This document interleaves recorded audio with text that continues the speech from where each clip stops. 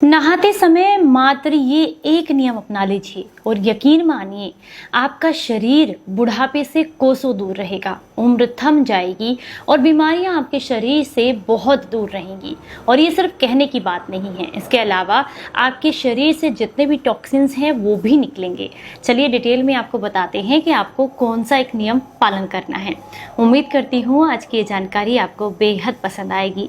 जानकारी अच्छी लगे तो मुझे अप्रिशिएट करने के लिए आज के इस वीडियो को लाइक, कमेंट और शेयर जरूर कीजिएगा। Hello everyone, welcome back. नहाना हमारे जीवन का एक अभिन्न हिस्सा है। रोजाना दिन में एक बार या दो बार, जैसा आपको सहूलियत रखता है, लोगों को सही लगता है, वो जरूर नहाते हैं, स्नान करते हैं। पर आपकी जानकारी के लिए बता दें कि दिन में एक या एक से अधिक बार अगर आप भी साबुन का इस्तेमाल करते हैं तो बहुत जल्द हो सकता है कि आपको स्किन से रिलेटेड दिक्कतें होने लगें, क्योंकि साबुन में बहुत अत्यधिक मात्रा के अंदर ऐसे केमिकल्स मिलाए जाते हैं जो स्किन को हार्म करते हैं, यानी कि परेशान करते हैं, इरिटेशन लेकर के आते हैं। इसके अलावा इसमें इस्तेमाल किया जाने वाला कास्टिक सोडा अगर आपको शरीर पर कहीं कोई एलर्जी है तो उसको बढ़ा देता है, और अगर नहीं है तो स्किन के अंदर ड्राइनेस ला करके एलर्जी उत्पन्न करता है। और अगर आप भी इन चीजों से बचना चाहते हैं और एक अच्छी स्किन पाना चाहते हैं तो आज के इस नियम को जरूर फॉलो कीजिएगा। इसके लिए मात्र एक दिन के लिए आपको मेहनत करनी है और हफ्ते में सिर्फ एक बार ये छोटा सा काम करना है। इतना करने मात्र से ही आपके शरीर से टॉक्सिन्स भी निकलेंगे और आपके शरीर को अद्भुत लाभ मिलेंगे। चलिए आपको बताते हैं कि आपको क्या नियम पालन करना है। उम्मीद करती हूँ ये जानकारी सबको पसंद आएगी और अगर अच्छी लगती है तो सभी के साथ इसको शेयर कीजिएगा ज़्यादा से ज़्यादा, ताकि सभी लोग इसे ज़रूर अपनाएं। आज के इस नियम में हम बात करेंगे एक ऐसा स्क्रब मैं आपको बताने वाली हूँ जिसे आप घर पर ही बनाकर तैयार करेंगे। आप इसे स्क्रब भी कह सकते हैं। आप इसे जो है बहुत आसानी से आप नॉर्मली अपने बाथ के लिए यानी कि नहाने के लिए इसको इस्तेमाल करेंगे तो आप इसे पाउडर फॉर्म में भी यूज़ कर सकते हैं, जैसे मैं आपको बताने वाली हूँ स्क्रब की तरह भी कर सकते हैं। बेसिकली आपको इसको साबुन की जगह इस्तेमाल करना है। इसे बनाने का तरीका सबसे पहले आपको बता देती हूँ। इसे बनाने के लिए जो सबसे पहली चीज़ आपको चाहिए वो है खस की जड़। ये बहुत आसानी से आपको किसी भी आयुर्वेदिक स्टोर पर मिल जाएगी। अगर ये नहीं मिलती है तो कोई परेशान होने की ज़रूरत नहीं है, आप इसको स्किप भी कर सकते हैं। बेसिकली इसे ऐड करने से आपकी बॉडी से टॉक्सिन्स बहुत आसानी से निकलते हैं। ये स्क्रबिंग का बहुत अच्छा काम करती है। अब हम बात करेंगे दूसरी चीज़ के बारे में। जो दूसरी चीज़ आपने लेनी है वो है संतरे के छिलके। संतरे के छिलके, जैसे हम संतरे का मौसम आता है, संतरे खाते हैं और छिलकों को फेंक देते हैं, तो आपने उसी समय पर कुछ संतरे के छिलकों को स्टोर करना है, सुखाना है और एयरटाइट कंटेनर में भर के रख लेना है। अब इन्हीं को पीस करके आपने पाउडर बनाना है। कैसे बनाना है वो भी बताऊंगी, लेकिन आपको चाहिए यहाँ पर संतरे के छिलके। क्वांटिटी आप अपने हिसाब से कम या ज़्यादा, जैसा आपको जितनी अमाउंट में बनाना है उस हिसाब से ले सकते हैं। अगली जो चीज़ आपको चाहिए वो है नीम की पत्तियाँ। ये भी बहुत आसानी से आपको मिल जाएंगी, इवन मैं कहूँ कि बिल्कुल फ्री में भी आपको मिल जाएंगी, क्योंकि नीम का पेड़ जो है वो सड़क के किनारे आसानी से आपको मिल जाता है। यहाँ संतरा जो है बॉडी से टैनिंग को कम करता है। अगर आपकी स्किन पर कहीं पर किसी तरह का कोई दाग धब्बा की समस्या है तो उसको कम करने में मदद करता है, पिगमेंटेशन को कम करता है। इसके अलावा अगर आप बहुत लंबे समय से किसी भी तरह के स्किन इन्फेक्शन से परेशान हैं तो ऐसे में नीम आपको बहुत हेल्प करता है।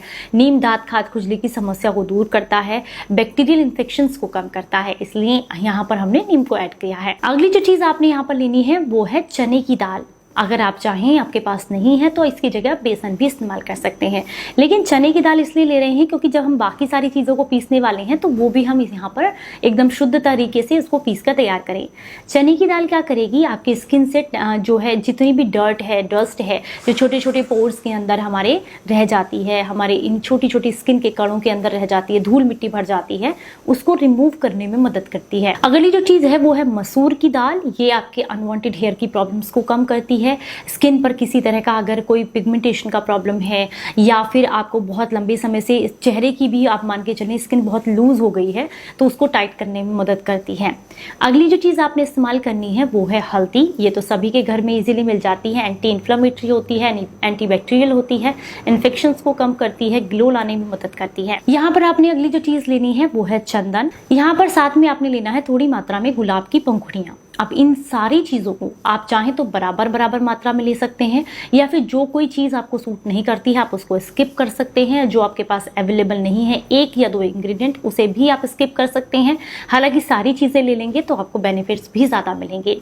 तो इन सारी चीज़ों को लेकर के आपने जो है यहाँ पर पीस कर पाउडर बना लेना है। नीम की पत्तियाँ आप 3-4 मुट्ठी, 2-3 कटोरी अपने हिसाब से ऐड ऑन कर सकते हैं।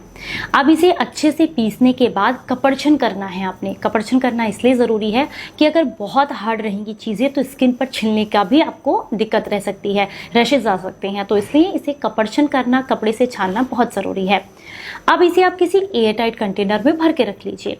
करना क्या है, संडे के दिन या दिन में किसी भी समय या फिर रोज़ाना भी कर सकते हैं। हालांकि इसका कोई साइड इफेक्ट तो है ही नहीं, लेकिन फिर भी अगर आप रोज़ाना नहीं कर पा रहे हैं तो हफ्ते में 1 बार तो ज़रूर करें। इसे अपनी हथेली पर लेना है। इसमें अपने मतलब आप जितनी आपने लिया है पाउडर उस हिसाब से या तो गुलाब जल थोड़ा सा मिला लें या थोड़ा सा पानी मिला लें, और इसका लेप सा बना करके अपनी पूरी बॉडी पर, इवन अपनी फेस पर भी आप लगाइए और हल्के हल्के हाथ से अपने फेस को स्क्रब कीजिए। इस तरीके से मसाज कीजिए पूरे फेस की।